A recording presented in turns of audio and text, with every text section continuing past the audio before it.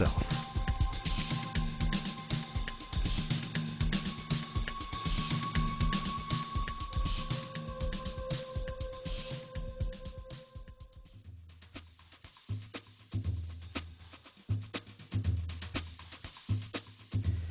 The borrower wants to purchase an item, but doesn't have the funds to do so at the present time.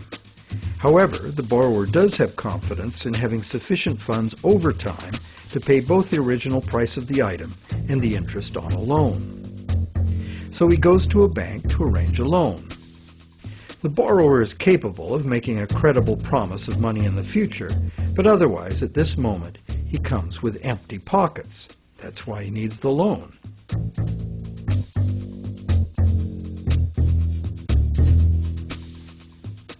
We're probably all familiar with what happens next.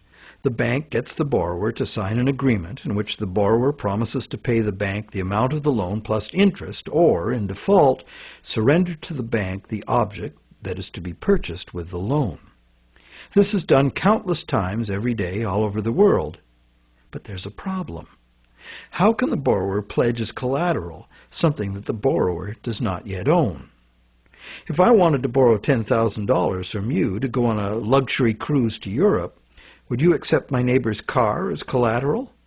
Of course not, because you know very well that I have no legal right to give you my neighbor's car, no matter how much I owe you. But if instead I promise to buy my neighbor's car with the $10,000 you lend me, the situation is different. You might agree to lend me the $10,000, believing I will buy the car, and will pledge it as collateral for the loan once I obtain legal title to it. However, until the transaction is completed, your $10,000 loan cannot be secured by title to the car. This sequence of events problem could be very simply avoided. You could buy the car and then sell it to me. The bank could do it this way too. If the borrower commits to the bank to buy the item, why doesn't the bank just buy it with its own money and then sell it to the borrower on time payments at interest? Well, the answer to that question is also very simple. It's because the bank, like the borrower, has come to the transaction with empty pockets.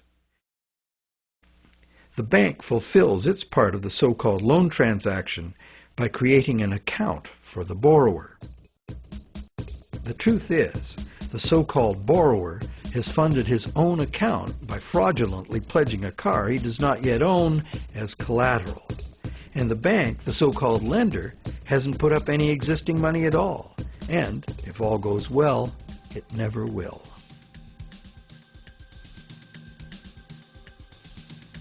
The borrower believes the new numbers in his account now represent his money in the bank. He, like the rest of us, doesn't understand the difference between existing money and a promise of money. If you can spend it, what does it matter? So now the question is, will the seller of the item accept the bank's promise to pay? While some people may hold out for cash, most will say yes to a check or an electronic funds transfer from the buyer's bank. Why? Because the seller knows from experience that she can deposit the check at her bank and it will increase her account accordingly. So what happens next?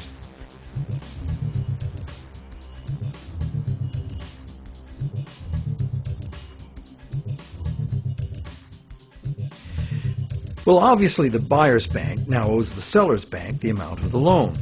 So you might be thinking, isn't this where the money comes out of deposits? The bank's promise to pay the borrower has just been transformed by the transaction into a promise to pay the seller's bank instead.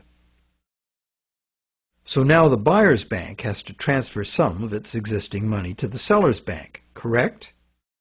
Yes, but probably only a small proportion. And over the long term, as long as the bank gets its fair share of deposits, the net amount of existing money the bank needs to cover its loans can theoretically be zero. How? Well, imagine first that the seller has her account at the same bank as the buyer. She deposits the buyer's check into her account. All the bank has to do to complete the transaction is reduce the buyer's account by the same amount it increases the seller's account. As both accounts are just promises, no existing money is involved in doing this. What is the end result? The bank has created bank credit for the borrower to the sum of $10,000. The borrower has bought the car that existed in the world of real things, and the seller now has that bank credit of $10,000. Thus, a brand new claim upon $10,000 worth of real goods of value was accomplished with absolutely $0 of the bank's or anybody else's money. On top of that, the bank gets to have all this so-called money paid back by the borrower's honest toil, plus interest, or the bank gets the car. Magic like this is usually seen on stage. So now let's examine what happens if the seller deposits her check in a different bank. Won't that require a transfer of existing bank funds from the buyer's bank to the seller's bank? Perhaps. But it will almost certainly never be anywhere near the whole amount because, in effect, the banking system functions as one bank. To illustrate, let's add another transaction to this scenario.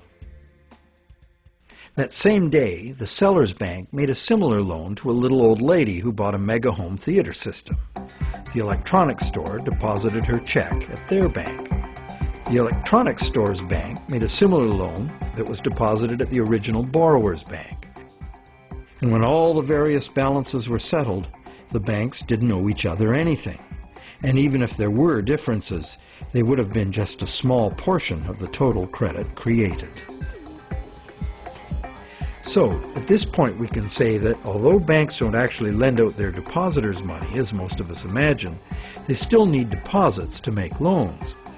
This is because banks need incoming credit from other banks to offset their own credit being deposited at those banks.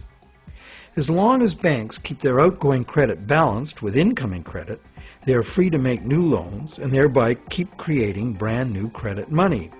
None of it will ever have to come out of the bank's pockets. The bank is free to invest its own funds in corporate and government bonds and whatever other instruments their charter allows. If one draws a diagram of it all, it looks like this. The interest governments and corporations pay the banks on their bonds is paid by us. We pay it as a portion of our taxes, and we pay it in the price of all the goods and services that we buy. And there is another thing passed on to us as well, and that's the risk that the bank will go broke and not be able to honor its promises to pay. Now you may wonder, how can a bank go broke if it doesn't put any money up in the first place? What have they got to lose? The answer to that question is that banks differ from counterfeiters in that the banks are legally allowed to create new money, but only by certain rules of accounting. Banks can only create money by entering a borrower's payments and collateral as an asset on the positive side of the ledger, balanced on the negative side by the loan, or what the banks call the deposit liability created by the bank. When the borrower defaults on the payments, the asset pledged as collateral is seized by the bank and sold. In a declining market, when repossession is most common, the new lower value of the asset doesn't cover the bank's liabilities, which were based on the previous higher value. This shows up as a loss on the bank's books. When foreclosures are rampant, as in a collapsing real estate market, much of the value of the bank's collateral simply evaporates as home prices drop, exposing the bank to huge losses. In truth, it's all just numbers, created out of thin air. But banks must adhere to the dictates of these numbers, and the consequences of bank arithmetic gone wrong can include economic standstill, social disintegration, total financial chaos, lawlessness, starvation, and war.